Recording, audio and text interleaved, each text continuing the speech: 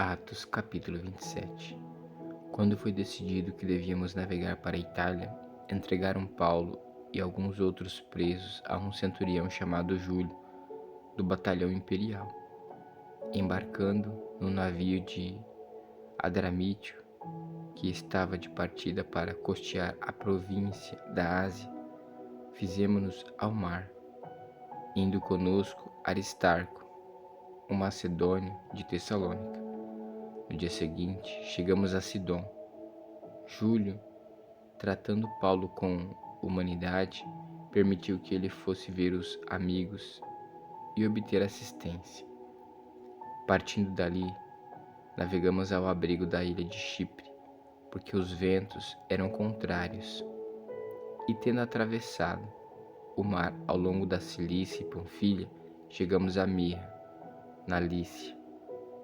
Neste ponto, o porto, o centurião encontrou um navio de Alexandria que estava de partida para a Itália e nos fez embarcar nele.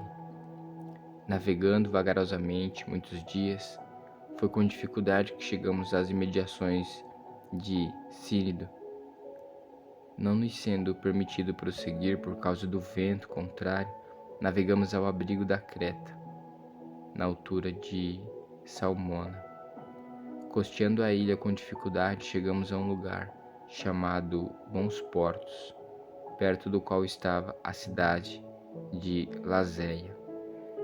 Depois de muito tempo, tendo se tornado a navegação perigosa e já passado o tempo do dia do jejum, Paulo os aconselhou, dizendo: Senhores, vejo que a viagem vai ser trabalhosa, com dano e muito prejuízo, não só da carga e do navio, mas também de nossa vida. Porém, o centurião dava mais crédito ao piloto e ao mestre do navio do que ao que Paulo dizia. Não sendo o porto próprio para invernar, a maioria deles era de opinião que deviam partir dali, para ver se podiam chegar a Fenícia e aí passar o inverno, visto ser um porto de Creta, que olha para o noroeste e para o sudeste. Soprando brandamente o vento sul e, pensando eles ter alcançado o que desejavam, levantaram âncora e foram costeando mais de perto a ilha de Creta. Entretanto, não muito depois, desencadeou-se do lado da ilha um tufão de vento, chamado Euroquilão. O navio foi arrastado com violência, e sem poder resistir ao vento, cessamos a manobra e nos fomos deixando levar. Passando ao abrigo de uma ilhota chamada Cauda, com dificuldade conseguimos recolher o bote. Tendo içado o bote, os marinheiros usaram de todos os meios para reforçar o navio com cabos de segurança, e temendo que fossem encalhar nos bancos de areia de Sirte, desceram as velas e foram à deriva. Açoitados severamente pela tormenta, no dia seguinte começaram a jogar as cargas no mar. E no terceiro dia, nós mesmos, com as próprias mãos, lançamos ao mar a armação do navio. E não aparecendo, havia já alguns dias, nem sol nem estrelas, caindo sobre nós grande tempestade. Dissipou-se afinal toda a esperança de salvamento. Havendo todos estado muito tempo sem comer, Paulo, pondo-se em pé no meio deles, disse: Senhores, na verdade, era preciso terem-me atendido e não partir de Creta para evitar este dano e perda. Mas agora aconselho que tenham coragem, porque nenhuma vida se perderá, mas somente o navio. Porque esta mesma noite um anjo do Deus a quem pertenço e a quem sirvo esteve comigo, dizendo: Paulo, não tenha medo. É preciso que você compareça diante de César, e eis que Deus, por sua graça, lhe deu todos os que navegam com você. Portanto, senhores, tenham coragem, pois eu confio em Deus que tudo vai acontecer conforme foi dito.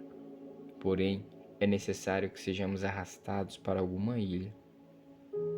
Quando chegou a 14ª noite, sendo nós batidos de um lado para o outro no mar Adríaco, por volta da meia-noite, os marinheiros pressentiram que se aproximava de alguma terra, e lançando a sonda, viram que a profundidade era de 36 metros.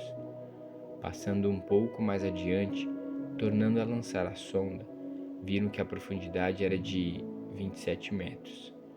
E receosos de que fôssemos atirados contra lugares rochosos, lançaram da popa 4 âncoras e oravam para que rompesse o dia. Nisto, os marinheiros tentaram escapar do navio. Arriaram o bote no mar e, pretexto de que iam largar âncoras da proa, Paulo disse ao centurião e aos soldados: se estes não permanecerem a bordo, vocês não poderão se salvar.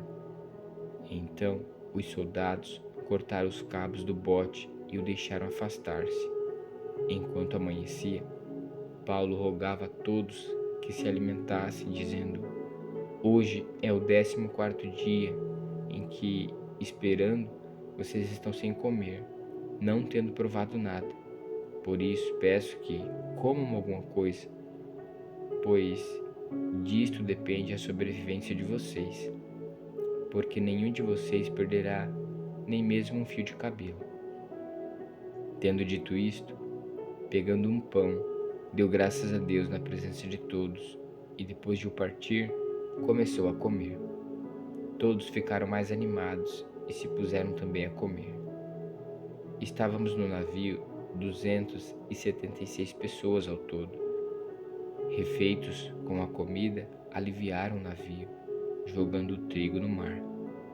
Quando amanheceu, não reconheceram a terra, mas avistaram uma enseada onde havia uma praia.